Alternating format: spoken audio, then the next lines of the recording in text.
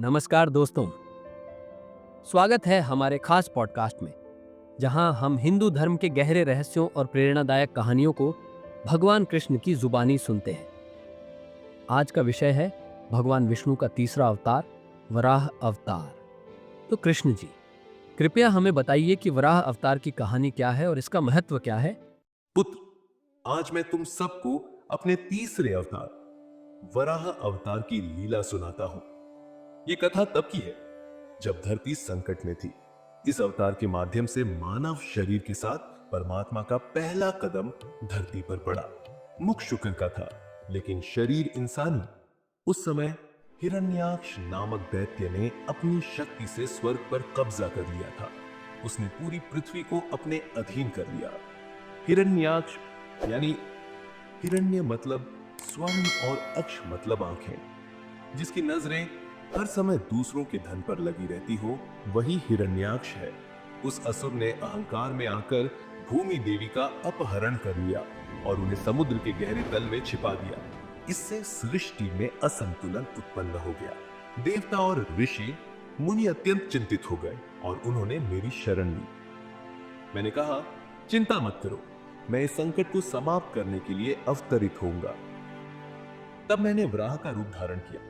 यह रूप अत्यंत विशाल था और दिव्यता से परिपूर्ण। मेरे शरीर से निकलने वाला तेज चारों दिशाओं को आलोकित कर रहा था। मैंने समुद्र के गहरे जल में प्रवेश किया और भूमि देवी को खोजने लगा। बहुत खोजने के बाद मैंने उन्हें देखा।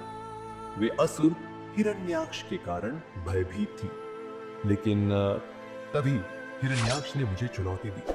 उसने अपनी पूरी शक्ति से मुझे रोकने का प्रयास किया और तब हुआ एक भयंकर युद्ध। यह युद्ध अत्यंत भीषण था। समुद्र में उठती लहरें और प्रकृति का कंपन, यह दिखा रहा था कि यह युद्ध कितना अद्वितीय था। हिरण्याक्ष ने अपने ब्रह्मास्त्रों और दिव्य शस्त्रों से मुझे रोकने की कोशिश की, लेकिन मैं अपने गदा और शक्तियों से उसे पराजित करता रहा। जब उसने देखा कि उसकी शक्ति समाप्त हो रही है, तो उसने छल और कपट का सहारा लिया। वह बार बार अपना रूप बदलता रहा, लेकिन मेरी दृष्टि और शक्ति से वह बच नहीं पाया और अंततः उसका अंत हो गया। इसके बाद मैंने पृथ्वी को अपने विशाल दांतों पर उठाया और समुद्र से बाहर निकाला। यह दृश्य अत्यंत दिव्य था। देवताओं ने मेरी जय जयकार की। मैंने भूमि देवी को उनके स्थान पर स्थापित किया और सृष्टि का संतुलन पुनः स्थापित किया। पुत्र, यह अवतार हमें यह सिखाता है कि जब भी अधर्म और अन्याय बढ़ता है, तब धर्म की रक्षा के लिए ईश्वर अवतरित होते हैं। ये कथा हमें प्रेरणा देती है कि चाहे कितनी भी कठिनाई आए, अगर हमारा विश्वास अडिग है, तो ईश्वर हमेशा हमारी सहायता के लिए उपस्थित रहते हैं। तो याद रखिए, धैर्य और विश्वास के साथ हर चुनौती का सामना करें, क्योंकि सत्य की जीत सदैव सुनिश्चित है। वाह प्रभु, आपकी ये लीला अद्भुत और प्रेरणादायक है। दोस्तों, अगर आपको ये वीडियो पसंद आई हो तो इसे लाइक करें, अपने दोस्तों के साथ शेयर करें और हमारे चैनल को सब्सक्राइब करना ना भूलें।